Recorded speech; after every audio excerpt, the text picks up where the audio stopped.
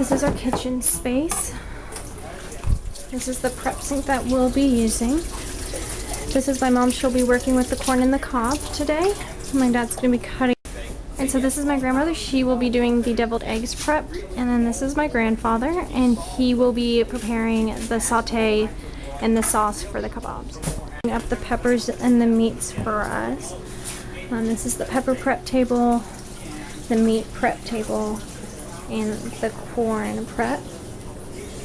This is where we'll be boiling our deviled eggs and corn. The variety of pans we'll be using and some of the ingredients that we have. My mom has started shucking the corn. We have about 14 pieces. It should feed about 40 people. Cut in thirds. My dad has started with the red bell peppers. We started originally doing 4ths to 5ths, about 1-inch pieces. We also have orange and yellow peppers that he will be cutting. So my dad is still prepping the peppers. He's cutting out the middles of them, gutting them, and then slicing them into 1-inch pieces. My grandfather has started with the saute sauce, and then my grandmother has started the eggs boiling. We'll only be able to do a little bit at a time because the pan is not that big, but it will give this batch time to cool before we start the next batch. We've already ran into an issue with the corn. Some of the pieces that we had, we've already ran into an issue with the corn. Some of it was not ripe, so we had to go out and run and get more, but this is why we start prep super early. We've already started to the skewers as well. They needed to soak in water for a little bit so that they would be able to be used on the grill. We just finished mixing the sauce. We're getting ready to start the saute with the vegetable oil and the garlic. Does it say how much oil? Yes, sir. We have just about finished with the peppers, so we are getting ready to start the meat. We're shocking the first batch of the eggs for the deviled eggs right now. She'll put them into this pan when they're nice and cool. We have started the saute process for the garlic, which we'll add this sauce into. And she's back with the rest of the corn so that we can have our proper serving size. Alright, so she just sprayed down the table so we can have an area to cut the corn. And she sprayed it with some spick and span and is wiping all the pepper seeds off. And my dad is cleaning the board right now so that we can use that for the corn. And he's cleaning it in. So we have started boiling the sauce. The second batch of eggs is just about done boiling. My grandmother has started cutting the chicken.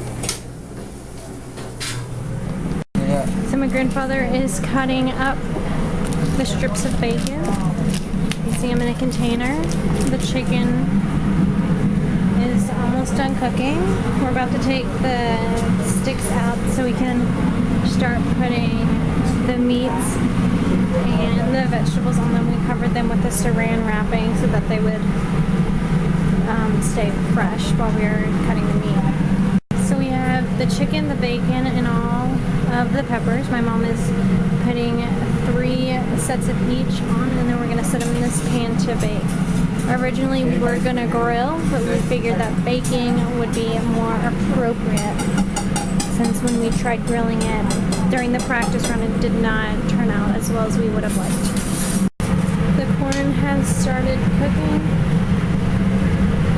We're almost done boiling the second set of eggs, and then the sauce is still simmering since it is done and it needs to be served warm.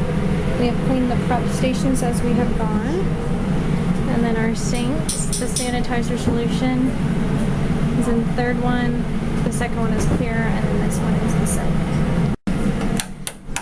My grandmother has started breaking the eggs so that when we cut them in half and take the yolks out, we can just mix them up and they'll be all ready to go. So he is scooping the sauce out.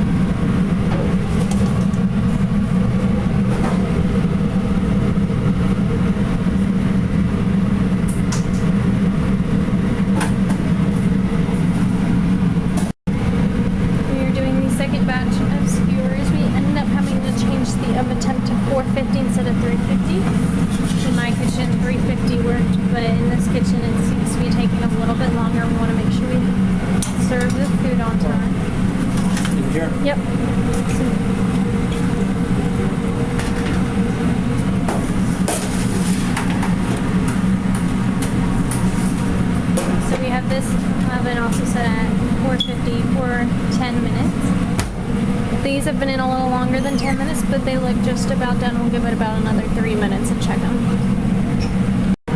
So my grandmother has started cutting these in half, emptying the yolks into this bowl so we can mix the deviled egg mix.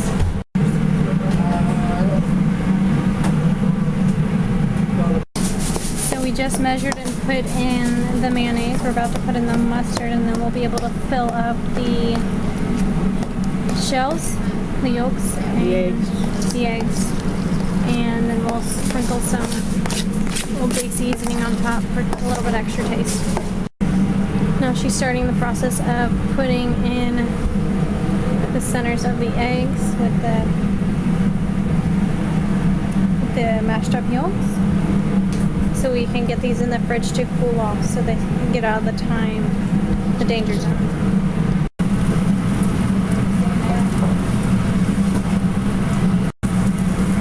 So the first batch is done. The sauce has coated the chicken well, and this big one will add a little bit more to serve.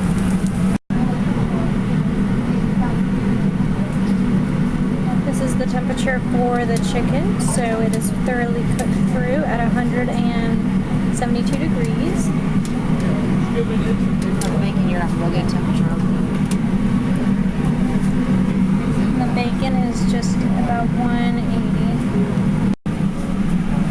The first pan of deviled eggs is done. As you can tell, she is sprinkling the Old Bay seasoning just to give them a little bit more flavor. And we'll go ahead and put those in the fridge until they're ready to be served.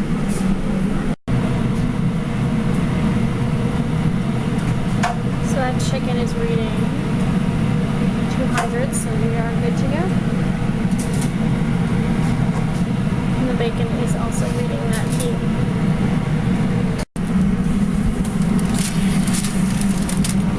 We added foil to this batch so that we could get them to cook a little faster since we're getting closer to lunch.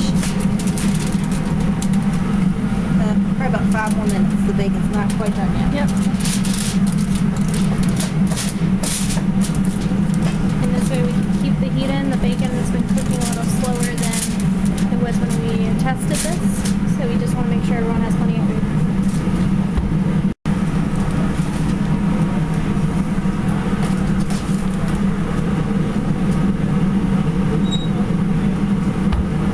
So food's ready. It's 11 o'clock, so we're going to go ahead and serve our 12 o'clock. So we're going to go ahead and serve our first guest.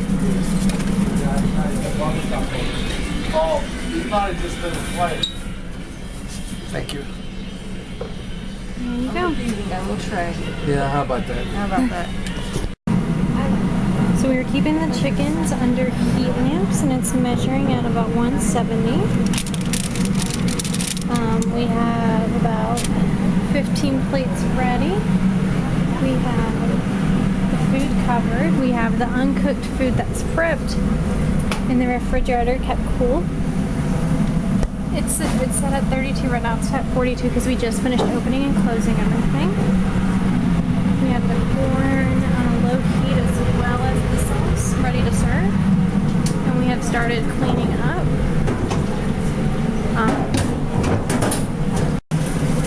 So we are in the process of cleaning everything up and putting everything away, leaving leftovers for the VFW so that they can use them for other meals since we have extra food.